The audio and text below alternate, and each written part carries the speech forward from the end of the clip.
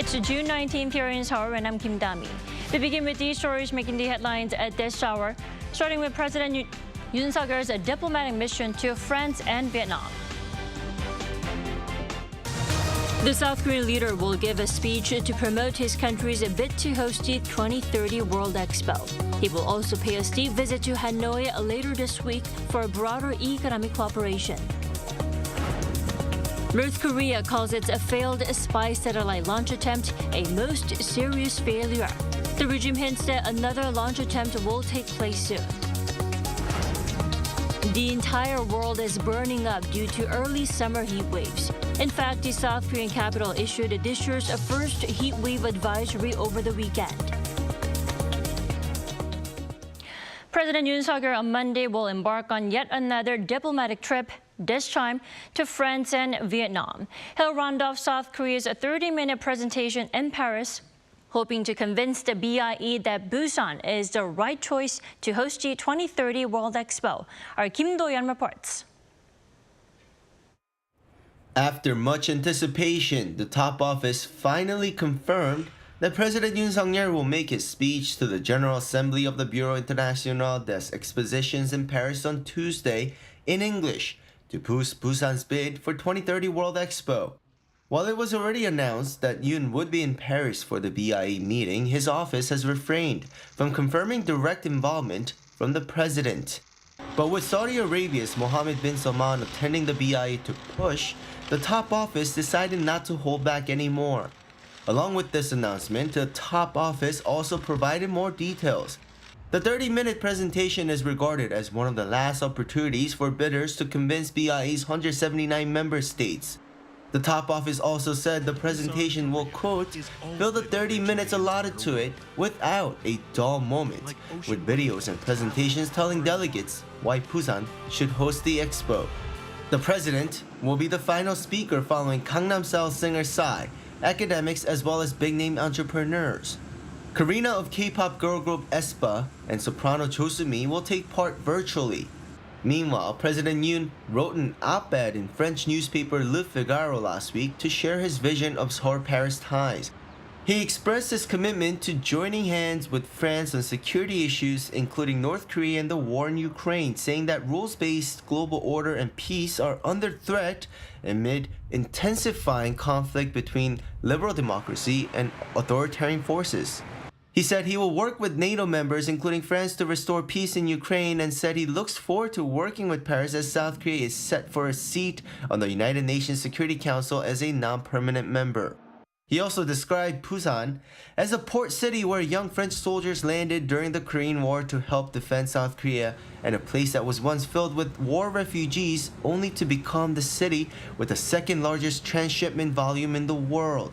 As for his overseas trip, President Yoon, after his BIE presentation, will meet with French President Emmanuel Macron before a state visit to Vietnam on Thursday.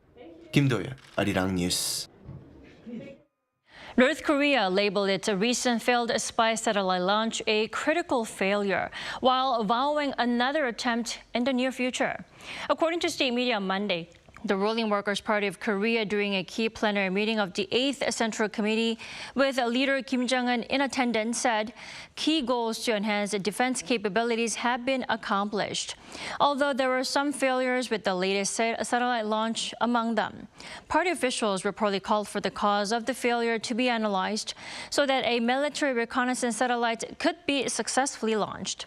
The regime also highlighted its latest missile and nuclear weapons developments and vowed further efforts. Top diplomats of the U.S. and China sit down for talks in Beijing. Now, no major breakthrough was witnessed during the 8-hour-long dialogue, but the two did agree to continue their talks next time in Washington. Choi Min-jung reports. U.S. Secretary of State Antony Blinken has met with his Chinese counterpart Qin Gang in Beijing on a widely anticipated mission to lower the heightened U.S. China tensions. Both sides called Sunday's meeting candid and constructive. In a statement, the U.S. State Department said Blinken stressed the need to reduce the risk of misperception and miscalculation. The state secretary also made clear that Washington will always work with its allies and partners to advance its vision for a world that is free, open, and upholds the international rules-based order. Meanwhile, China's state media quoted Qin as having pointed out that U.S. China relations are at their lowest point. Qin remained firm in urging the U.S. to abide by the One China principle and to commit to not supporting Taiwan's independence. Although no major breakthrough was achieved, the two sides noted the importance of facilitating people-to-people exchanges between the two countries. Blinken also invited Qin to Washington to continue their discussions. Blinken's two-day visit makes him Washington's highest-level official to visit China under the Biden administration. It also marks the first visit to China by a U.S. State Secretary in 5 years. Blinken had to delay his visit to China, which had been originally planned for February, due to controversy over an alleged Chinese spy balloon flying over U.S. airspace. Choi Min-jung, Arirang News. South Korea has reportedly called on the U.S. to clarify its EV regulations under the Inflation Reduction Act that prohibits the sourcing of critical minerals and battery components from China. According to U.S. government, Seoul submitted comments saying the regulation should further be clarified in terms of defining a foreign entity of concern, which currently labels companies associated with the governments of China, Russia, and certain other states. Now, that could possibly be interpreted to include the majority of Chinese companies, with no further detailed guidance. The South Korean government added the U.S. should take into account the global interdependency of battery supply chains. Under the IRA, vehicles that use batteries that contain any critical minerals sourced from a foreign entity of concern will be excluded from receiving subsidies from 2025.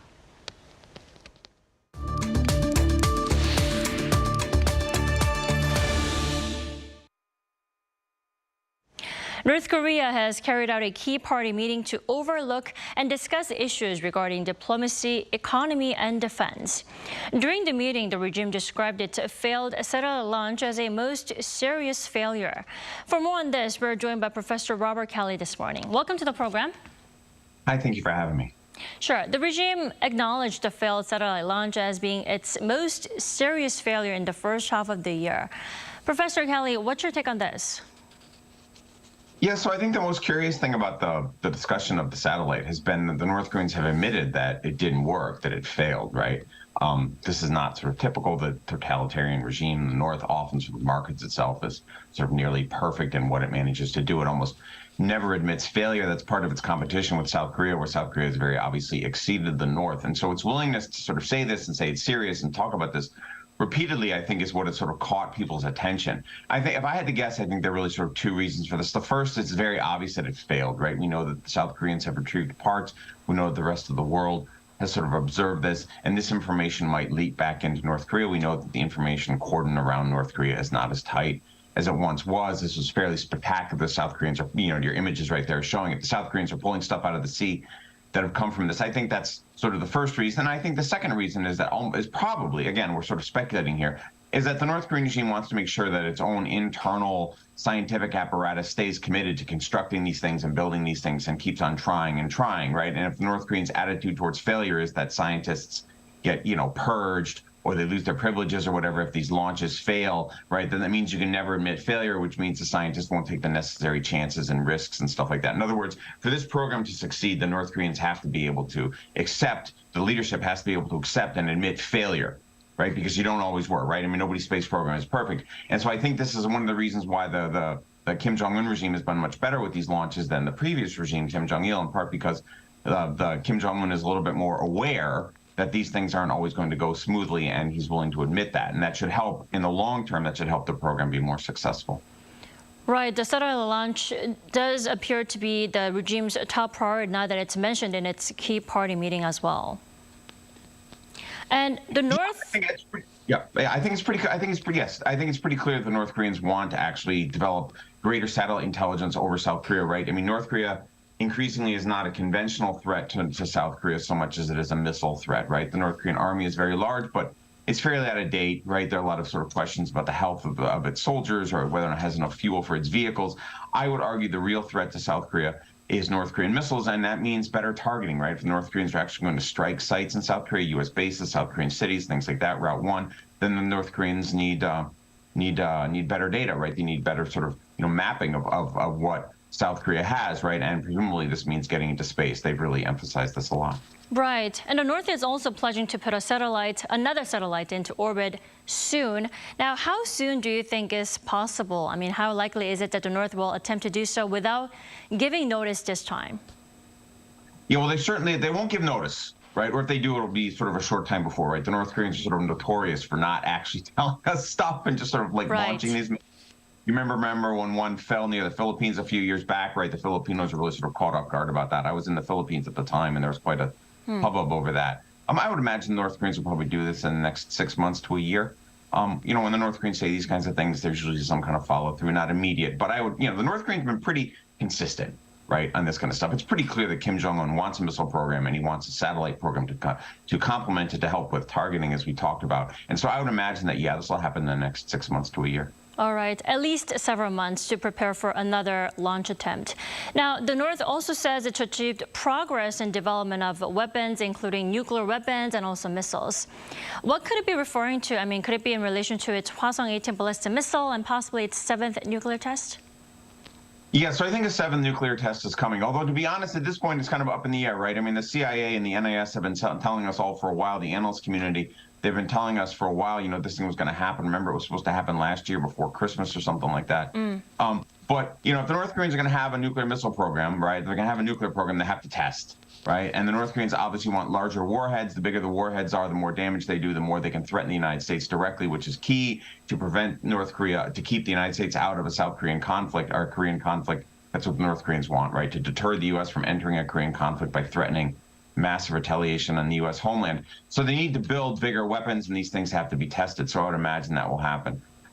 Same thing with the missile tests, right? Again, I would argue that the primary threat that North Korea now faces, presents to South Korea is primarily through missiles, right? The traditional conventional North Korean military is pretty out of date. So I would argue that the missiles are the real issue, and so they're going to keep on testing and testing and testing, because this is what they're going to do, right? If there's another conflict between the two Koreas, right, the North Koreans are going to strike South Korea all over the country. The military sites, the Busan port where I am, Route 1, all these things are going to be hit by missiles probably pretty early in the conflict. And so, I mean, this is the North Koreans' big competitive advantage against the South Koreans at this point. That's a very good point, Professor. Now, the North has registered to compete in the Asian Games that's scheduled for this fall in China. Does it mean we'll see the North resume participation in other international events? Yeah, that's a good question. The North Koreans are really all over the place on this kind of stuff, right? We invite them. They get invited a lot to these sorts of things, to different events and things like that. And sometimes they come and sometimes they don't.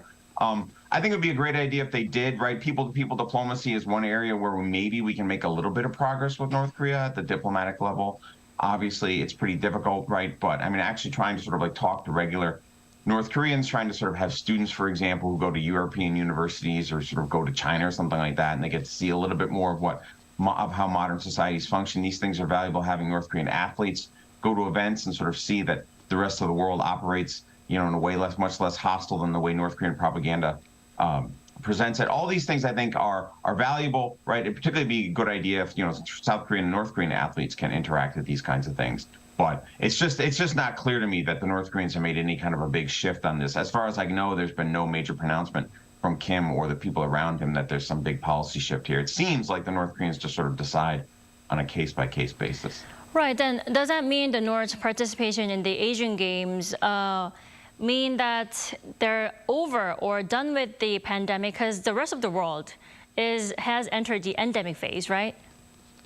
Yeah, that's actually a good question, too. My sense is that the North Koreans never really took the pandemic that seriously, right? I mean, the regime has a sort of a pretty harsh history, right, regarding its concern for its own people and when they're suffering, right? I mean, it famously allowed several million people to starve to death in the late 1990s. And, we know that malnutrition because of state policy has been an issue in North Korea for decades, right? So it's actually, it wouldn't surprise me at all if the North Korean attitude towards COVID is that, well, that's something that didn't really happen to us, and it was just a fever, and that was something that happened in Western decadent societies, and we're moving right along, right? So yes, I would argue that this is probably an example of the North Koreans, just sort of moving away from COVID and it never really happened and it's just sort of a part of the past and whatever. It was this brief sort of weird interlude. It was this interregnum and now it's over and we're back to normality. Yeah, that fits very much with the way North Korea, addressed COVID, which is in some way to basically ignore it.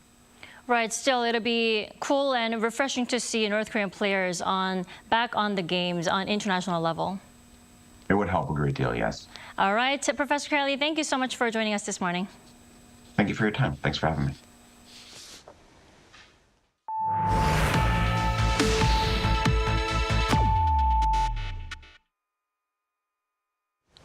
Seoul City issued its first heatwave advisory this year as temperatures soared during the weekend. And South Korea's capital was one of many cities around the world to be hit with unusually high June temperatures. Our Moon Hae-ryun tells us more. Many countries around the world are sweltering under a June heatwave, and Seoul was the latest to feel the heat. On Sunday, the city was issued with a heatwave warning as temperatures soared to nearly 33 degrees Celsius during the day. It's expected to be even hotter in Seoul on Monday. A heatwave warning is issued when the feels-like temperature of 33 degrees or higher is expected to be recorded across 2 or more days in a row. The government immediately activated its Emergency Operations Center in response to the warning and will be checking in regularly with the elderly and homeless to ensure they are safe and well over the coming days. Other cities around the world were also affected heavily by the heat. Nearly 100 people died in 2 of India's most populous states of Uttar Pradesh and Bihar, according to AP News.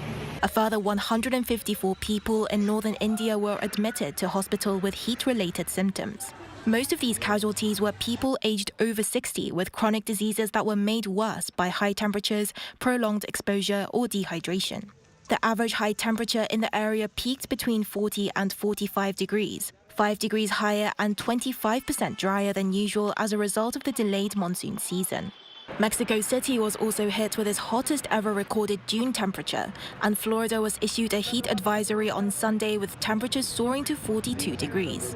The Climate Prediction Center in the United States confirmed earlier in the month that El Niño conditions were present, leading to hot and dry weather in the north and wetter periods in the south of the U.S. El Niño is a climate pattern during which sea surface temperatures are higher than average in the tropical Pacific Ocean, affecting global average temperature. It last occurred in the spring and summer of 2019, but had a fairly weak impact. The European Union's Copernicus Climate Change Service reported that while there is still uncertainty about how strong the event will be this year, El Niño conditions are certainly underway. Moon Hae-ryun, Arirang News. Efforts continue to be made to reduce traffic accidents in school zones here in South Korea now using AI, like the smart safety system that lowers jaywalking cases by up to 96%. Our Yoon has the story. This is a crosswalk in front of an elementary school in Hwasong City. When the pedestrian light turns red, people cannot walk into the street because of a barrier that closes to stop them. When the light turns green again, the barrier is raised for the people to cross. This is a smart school zone pedestrian safety system. Artificial intelligence has been incorporated to not only operate the barriers according to the traffic lights, but the barrier also provides audio assistance. This system has been installed particularly around school zones to prevent traffic accidents caused by children jaywalking. The children see the barrier and become more careful when crossing the street. As a parent, it's a relief. This system has been installed at 36 crosswalks in front of elementary schools around Hwasong City. Data from 7 of these crosswalks show the number of jaywalking cases has dropped from 141 before the installment to 4 afterward, a decrease of 96%. A 96% decrease in jaywalking means this system is efficient. We will be adding 10 more installments this year. Hwasong City will use the feedback from the current trial operation of the AI crosswalk barrier system and make any necessary improvements before starting normal operation. It's hoped that the safety system may then be actively introduced to other local governments. Yoon, Arirang News.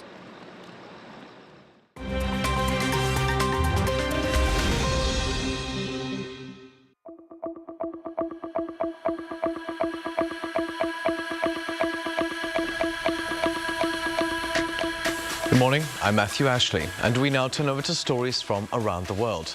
Now, efforts by a number of African nations to end the war in Ukraine have been dismissed by Kyiv and Moscow. Leaders and representatives from countries including South Africa, Egypt, Senegal and Zambia failed to convince Russian President Vladimir Putin and Ukrainian President Volodymyr Zelensky to begin peace negotiations. Now, during talks in St. Petersburg on Saturday, South African President Cyril Ramaphosa presented Putin with a 10-point peace initiative.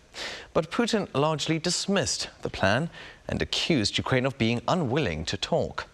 Zelensky also rebuffed the proposal, saying in a meeting the previous day that negotiations would just, quote, freeze the war. The war has heavily impacted Africa, as exports of grain from Ukraine and fertilizer from Russia have been restricted, increasing global food insecurity. Now in Uganda, burials took place on Sunday for 42 people killed in a suspected rebel attack on Friday night on a school near the Congo border. Now the attackers killed 38 students, 3 civilians and a school guard. Local officials suspect that another 6 students might have been abducted. The attack has been blamed on the Islamic State-linked Allied Democratic Forces. The attackers used guns and machetes and set fire to a dormitory, burning those inside beyond recognition. The ADF is accused of launching a number of attacks against civilians over the past few years in remote areas of the country. Most recently, it was blamed for an attack in March that killed 19 people. Now turning over to the United Kingdom, where the trooping of the Colour Parade returned over the weekend, led for the very first time by King Charles III. The monarch joined 1,500 soldiers, 300 horses and hundreds of musicians marching from Buckingham Palace to Horse Guards Parade in St. James Park. Although the parade is held every year, it was the first time in over 4 decades that a monarch has ridden on horseback in the procession. The event is a royal tradition, publicly celebrating the birthday of the British sovereign. UK monarchs typically have 2 birthdays, with the real birthday celebrated in private and the other celebrated by the public in warmer weather. King Charles III's actual birthday is in November. And finally, Brussels wrapped up its annual Pedal Boat World Championship this weekend. The event took place over 2 Sundays in the Belgian capital, officially starting on June 11th. Teams tried to complete as many laps as they could in 4 hours around a 420-meter circuit at a lake in the Bois de l'Encombre Park. 22 teams took part this year, mainly from Belgium, but also with some teams from Spain, France and England. The winning team managed to complete a total of 54 laps. Competitors wore colourful costumes with themes such as Where's Waldo?, Pirates and the 80s.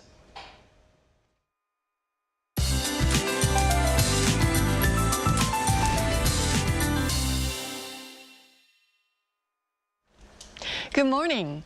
What a sweltering weekend we had. The season's first heat wave advisory was issued on Sunday in Seoul, and Yangyang in Gangwon-do province had tropical nights over the weekend as overnight temperatures stayed above 25 degrees Celsius. Well, tropical nights in June started last year, and even this year's record came 10 days earlier than the previous year. And today, strong sunshine will give us no relief from the heat. UV rays will be very high and ground level ozone will also rise during the day today. So please try to avoid outdoor activities during the hottest parts of the day. Brace for a searing heat wave if you're in the west with an expected high of 35 degrees Celsius. Drink plenty of water even though you don't feel thirsty. Meanwhile, the eastern regions of Gyeongju, Daegu and Gangneung, which had simmering heat over the weekend, will have welcome relief this afternoon. Then heat relief is on the way with rain that's starting tomorrow in southern regions, which will gradually spread nationwide on Wednesday. Well, that's Korea for you, and here's a look at the international weather conditions.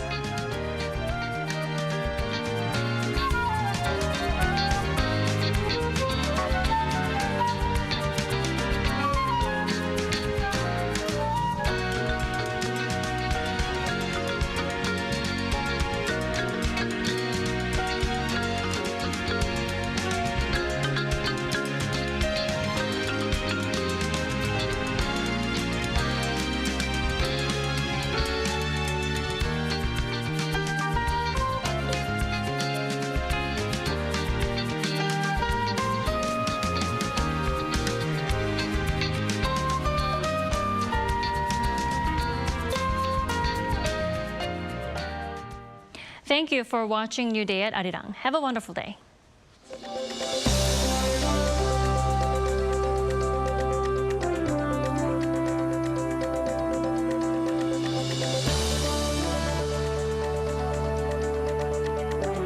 I'm live!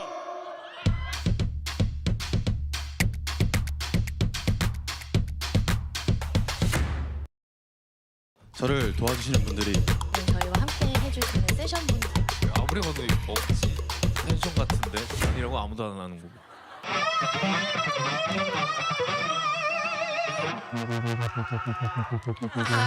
좋아요.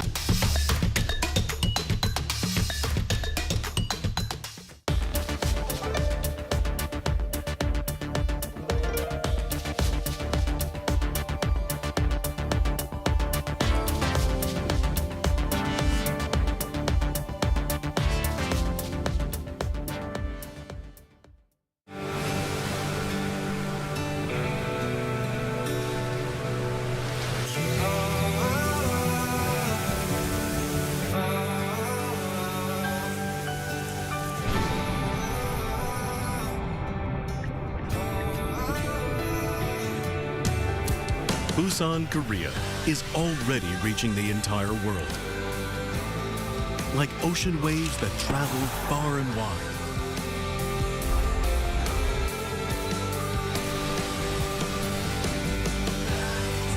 It's Busan, the perfect World Expo city.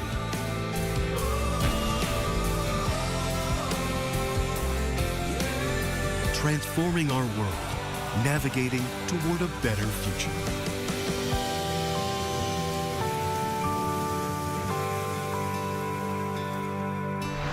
World Expo 2030, Busan, Korea.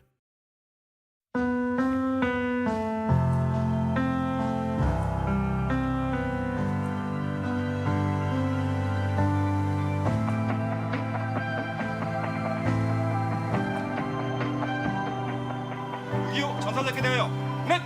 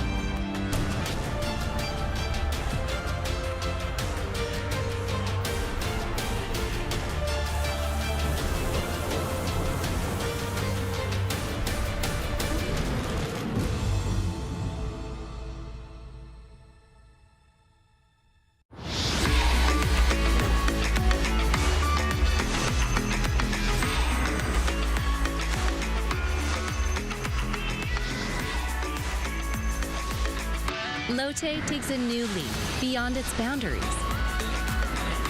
Our change will lead to better lives for all. New Lotte, the power of a better world. New today, better tomorrow. Lotte.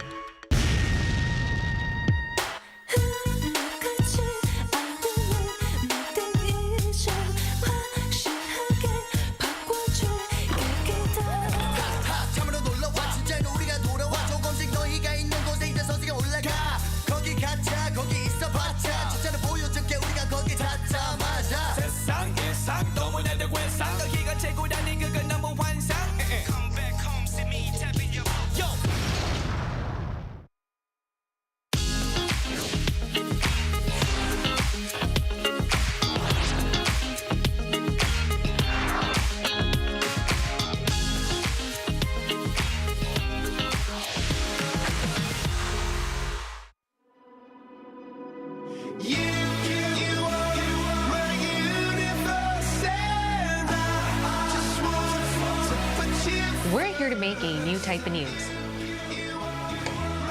New insights, new styles, and new topics every day. We are News Generation. Making news just for you. It's June 19th here in Seoul. I'm Yoon, and this is News Generation, where we make the news at Arirang's very own open studio. Every morning, we'll discuss the top issues and latest current affairs affecting people in their 20s and 30s. Joining me in the studio is Cheska Dain-hong. Happy Monday morning, everyone. Happy Monday, and Kim Xiang. Good morning, yeah. Now, both are here to speak on behalf of those in their 20s and 30s. As usual, let's start with our news feed, which covers different hashtags and news items that have been trending on social media over the past 24 hours. Over the weekend, hundreds of thousands of people went to the heart of Seoul near the Han River to celebrate the 10th anniversary of K-pop boy band BTS.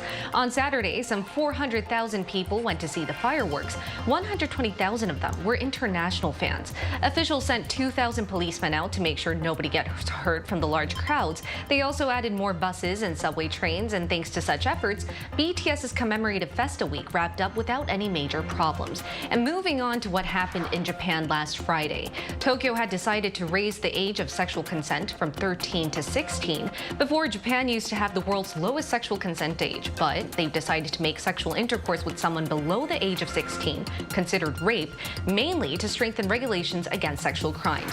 And coming back to what's being heatedly discussed here in Korea, netizens are debating whether it's okay for a man to park in a woman-only parking space. Discussions came about when a video was uploaded of a woman stopping a man from parking at a woman-only parking space. Though these parking spaces were created to better protect women when walking alone late at night, they're not legally binding. In other words, a man doesn't have to pay a fine just because he parks his car there.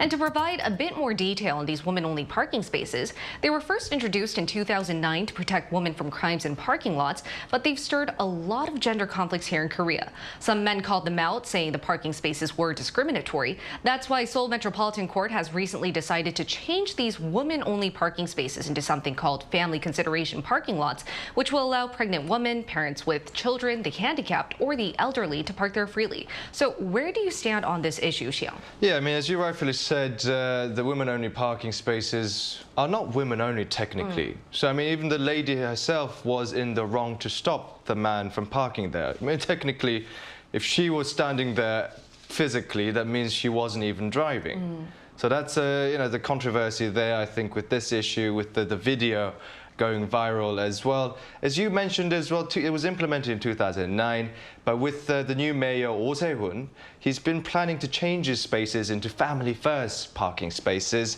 as part of his Happy Parents project. Right. So I think that's more accurate. I think it does make sense. Women do need safety, especially in parking lots. It was first implemented because parking lots are usually dark. There are certain criteria for these women-only parking, women-preferred parking spaces. Right. It's got to be near the guard's office. It's got to be near the lighting and things like that, which all make sense. But in cities like Korea, where there's such lack of parking spaces, I think it does make sense to share a bit the space if it's available. So the greater capital area is in the trend of getting rid of these women-only parking spaces. But Cheska, do you think we still need certain places just classified for women? I think that's a very interesting question. And as Xiong mentioned, I think in certain spaces, I think a women priority is definitely necessary. Just to provide a little insight of what it's like to be a woman living in Seoul, South Korea, I mean, definitely having a women-only cab or a female cab driver makes us feel really safe when we're catching cabs at night. And also when you're living alone. Even makes me feel safer. Right? They have a very nice smile.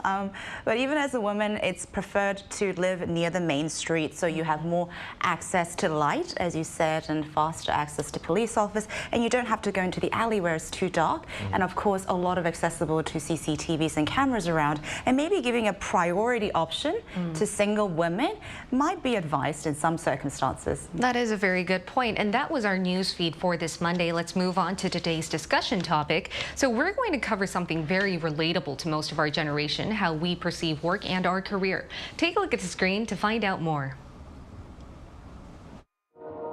351,000. That's how many more people have a job in Korea this year. Statistics Korea found that the total employment in the country in May has spiked compared to a year ago. At the same time, the number of people unemployed came down to the lowest we've seen since May 2008. The figure decreased by over 100,000. Experts have analyzed that the job market has revived thanks to COVID-19 subsiding and more people going outside to do more activities. But total youth employment kept dropping on year.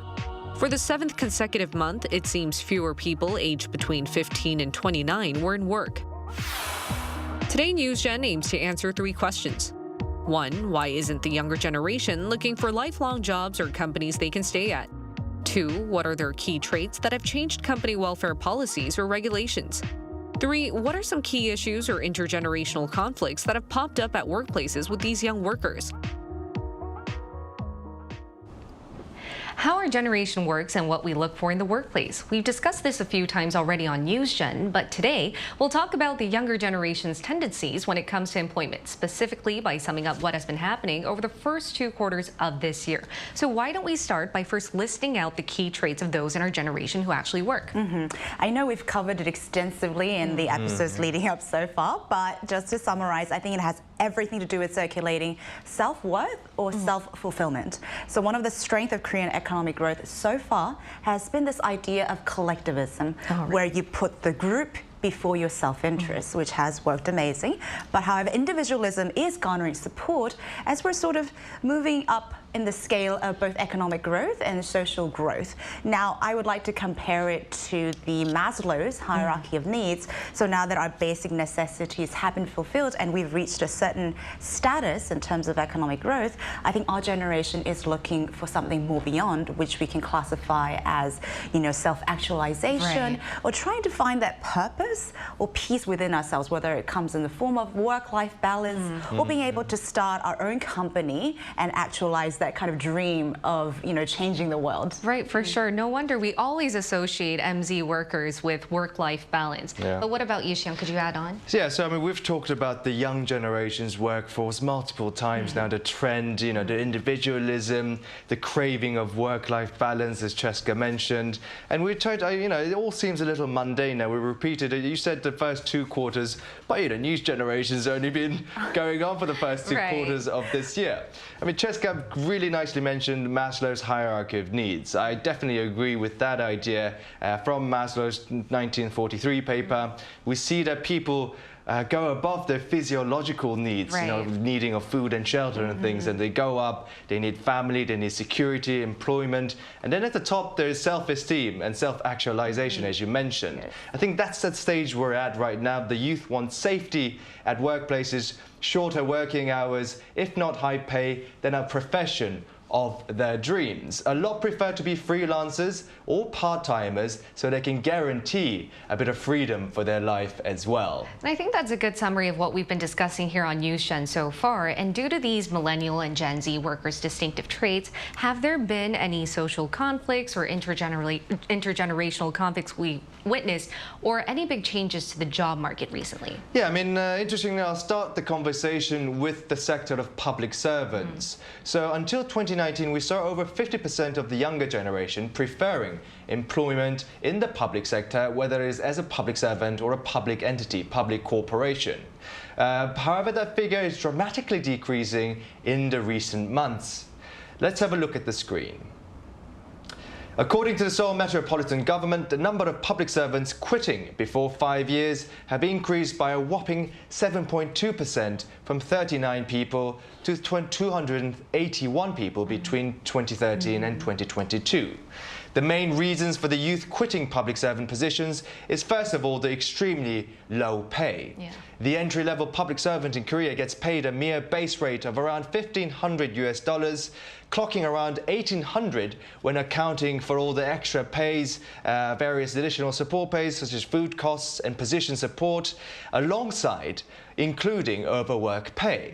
So public sector is also infamous for inability to change the hierarchical structure and the unwillingness for workers to make structural changes away from the usual stressful and unfulfilling job environments. And I think the survey you just introduced really reflects our intergenerational conflicts. Our parents' generation might think that being a public servant is the best job, you know? Absolutely. It all comes down to stability. Exactly, yeah. But whenever I talk with my friends, it's not really about stability anymore. As you mentioned, it's self-actualization and earning a lot of money real quick. So would you like to add on to how our distinctive traits could actually cause these intergenerational conflicts or change up the job market? Absolutely. So Xiong mentioned about the public sector, and yeah, and I agree with you. I think in our previous generation, if your son-in-law or daughter-in-law had a public serving job, I think they would welcome it with a very open arms. Be like, come join our family. You're like a 10-year professor. But it's very interesting that Xiong brought up the stat that a lot of more people are actually moving away from public service. Now, I want to talk about the private sector, and I recently came across a very interesting survey done by Job Korea that almost half of the MZ employees do not want senior executive promotions. Oh, well, really? Yeah, they don't want that promotion itself. So I don't know about you, but I was actually a bit surprised. So let's take the cherry on top. I know. So let's take a look at the reasons why they did not want this promotion. So more than almost half of the people said they don't want the pressure and the responsibility that comes with it.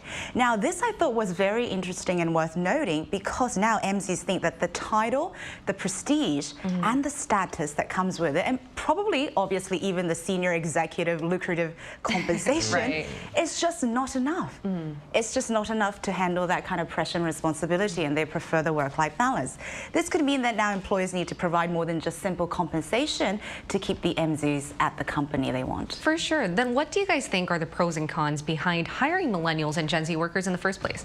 You know, I mean, I'm all for MZs, so I think there are only pros, but that's not true.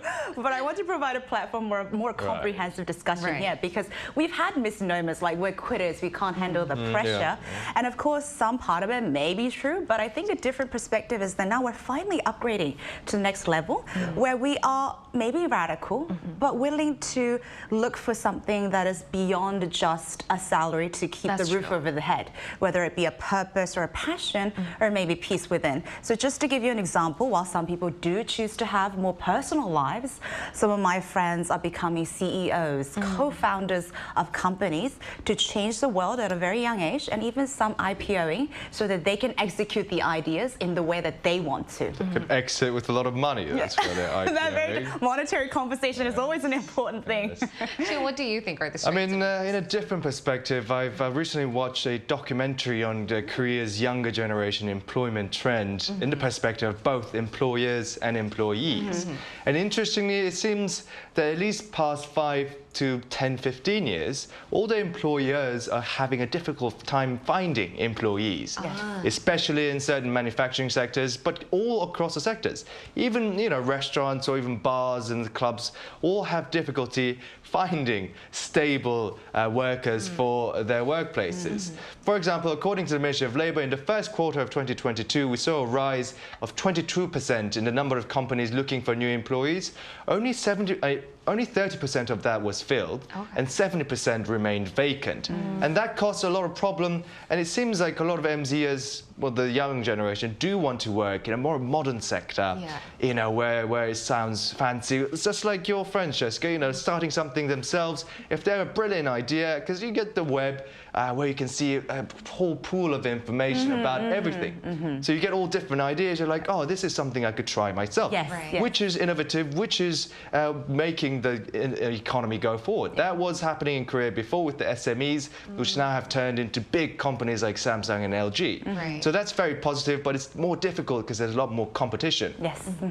I'd like to talk about how in the documentary as well, according to Statistics Korea, between 2019 and 2022, both May, we saw an increase of 41.1% in logistics and cargo storage business, including delivery drivers. So a lot of people are giving up their stable jobs to go into sectors which might be less stable, but more you know, guarantee a personal freedom.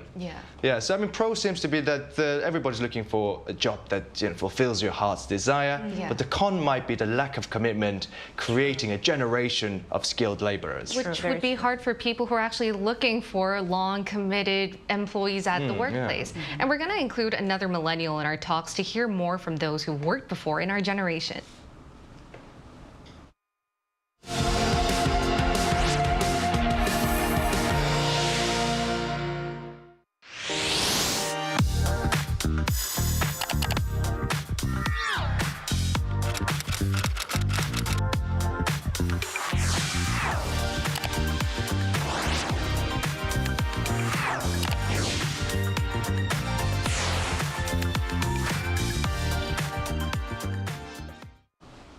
As we mentioned before, one key trait behind our generation is that they don't feel as if they need to settle down at one job. Most seem to prioritize self-satisfaction and achievement over stability and the future of a specific company. That's why we have an interview with one millennial who can relate to this. It's Hannah Lee, who used to work as a marketer but felt like she needed a break from work. Great to have you here, Hannah. Good morning, Hannah. Good morning. Thanks for having me. All right, Hannah, I'd like to ask you the first question. How long did you work as a marketer for, and why did you decide to quit your job? So I worked as a marketer for about a year and 7 months, and I decided to quit because I needed a career break and wanted some time for myself. All right. You know, Hannah, I have a lot of friends who always kind of talk about quitting the job, but are too afraid to do so because, you know, of practical fear. You know, your income becomes stalled and, you know, a sort of gap in your career history. I mean, weren't you afraid of these? And what was your thought process there in terms of overcoming these? So, yeah, I think when I was in my 20s, I had those exact fears. And, you know, when you have little working experience, you do have the sense of fear, but I'm in my 30s now. And so I had reached a point in my career where I felt a little more comfortable taking a step back. And so, yeah, no, I wasn't afraid of losing my stable income at this point because I was pretty confident that I could jump back into the job market when I was ready to do so. Or have a huge savings. I don't know about your case. Yes, that definitely helps to, you know, cushion the impact, I guess. Yeah, but so Hannah, you said you've quit very recently. What are you doing at the moment? Are you actively looking for a job, or are you taking a break, maybe working on some hobbies in your spare time? So I've been out of the job market for almost 2 months now, and for 1 month I was traveling. So that was nice to get that out of my system. I'm slowly looking into, you know, opportunities that are coming along my way. And why did you quit your job in the first place? Yeah, as I mentioned, I needed a bit of a career break. I wanted to focus on what I wanted to do. So I didn't work as a marketer. Prior to my previous job, I was actually a reporter. I created content. And so, yeah, I think I needed time to evaluate and sort of recalibrate my priorities. So that's what I'm doing. And Hannah, I think a lot of people can relate to what you're saying. Everyone wants a little break, but it's really hard to take that step and have the courage to, you know, really take a break from everything. But how do you perceive career? What do you think our generation in particular thinks of when it comes to their career path or their occupation? Well, I mean, I don't think I can speak for all millennials, but in my case, I think it is important for me to have a job or be doing something that fulfills me. And I think, yes, money is a huge factor, but if you look at it in the long run, you do want to, you know, devote your time to something that you're good at and that you find fulfilling. So I think that's always the balancing act, finding something that fulfills you, but at the same time satisfies you in a financial way too. So, and we've been talking about how, you know, the employers themselves, how they should act as well. Do you think there was any reason behind why you're quitting your job had to do with the company accommodating you? And do you think what could be some of some of the components that the company can provide to elongate the younger generation workforce to stay at workplaces longer? Right. So the company that I worked at previously, it was a hybrid working environment. And I do want to speak about that because I think having experienced the pandemic, all of us experience remote work for the first time. And I think that is a huge factor that millennials and people in the Gen Z bracket take into consideration when they're looking at jobs, because now that we know that we don't have to be in the office 5 days a week, I think, you know, that's the kind of freedom that a lot of younger workers are looking for. And I think, the older generation too. It's, a level of freedom that I think we could all get used to. For sure. As long as you're good with your job, good at your job, efficiency comes first, I believe. Yeah. Right. All right. Thank you so much, Hannah. It was a pleasure to talk to you today. Thank you, Anna. Yeah, thanks for having me. Thank you. And before we continue our talks, we're also going to hear what our global viewers had to say on today's topic. We asked if they ever wanted to take a break from their job like Hannah did. Take a look at the screen. The Power Ranger 200 said, yes, I do badly. When the timing is right for my money, I'll begin my own business because you'll have more money than a regular job, depending on what type of business you'd like to do, life coaching, photography, e-commerce, etc. Hussein Demir 5909 said, I saved most of what I earned and quit 6 months ago. My health improved a lot after quitting, but people see it as weird if you're not working. Just another Stan Luna meme said, yes, I work full-time at a job that does not support my ambitions and is not related to my major. In fact, working has taken time away from important things that I could be studying in order to actually improve my career. These are a lot of good statements that our viewers made, but why don't we now wrap up our discussion by sharing what we hope to see in terms of the future job market and, as Xiang mentioned and asked to Hannah, what we want to see from companies. Absolutely. I mean, the viewer's comment actually touched me quite deeply because it seems like people are in the job market that they're not too happy with or fulfilled.